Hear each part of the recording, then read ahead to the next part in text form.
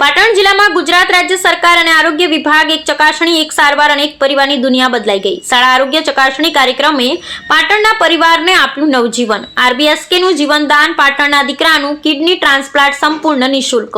પાટણમાં શાળા આરોગ્ય ચકાસણી કાર્યક્રમ હેઠળ એક બાળકનું જીવન બદલાઈ ગયું છે.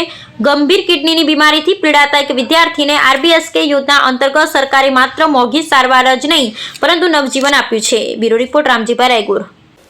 મારું નામ ભાવિશા નિલેશ કુમાર સ્વામી. મારા બાબાને જન્મથી કિડનીની બીમારી હતી. એનો ખર્ચો બહુ મોંઘો પડતો હતો. ત્યારે કિડની એને ટ્રાન્સફર કરવાનું અમને ડૉક્ટરે કહ્યું, તો અમે એનો ખર્ચો ભોગવી શકીએ એવા નહોતા. પછી અમને રાજ્ય સરકારની જાણકારી મળી, ત્યાંથી શાળા આરોગ્યનું કહેવામાં આવ્યું. તો શાળા આરોગ્યવાળાએ અમને એ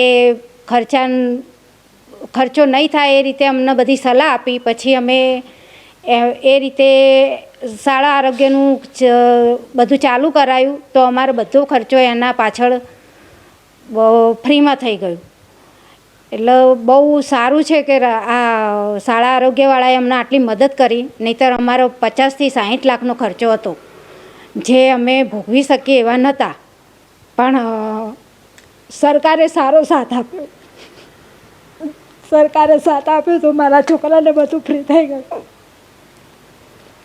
હું બહુ આભારી છું એ લોકોની કે આટલો ખર્ચો મારો ફ્રી થયો. અને અત્યારે પણ મહિને મારે 1.5 લાખનો ખર્ચો છે, પણ બધું શાળા આરોગ્યમાં ફ્રી થાય છે. લગભગ મારે 6 મહિનાનો કોર્સ 9 લાખમાં થાય એવો હતો, પણ સારા આરોગ્યવાળાએ મને મદદ કરી અને અત્યારે મને એ બધું ફ્રીમાં થાય છે. આરોગ્ય વિભાગ ગુજરાત સરકાર દ્વારા છેલ્લા ઘણા સમયથી શાળા આરોગ્ય રાષ્ટ્રીય બાલ સ્વાસ્થ્ય કાર્યક્રમ ચાલુ છે.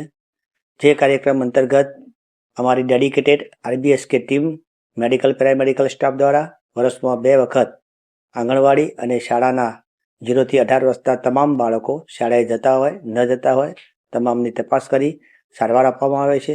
જે દરમિયાન ગંભીર બીમારીવાળા જેવા કે હૃદય, કિડની, કેન્સરવાળા બાળકોને પણ આ કાર્યક્રમમાં આવરી લીધેલ છે.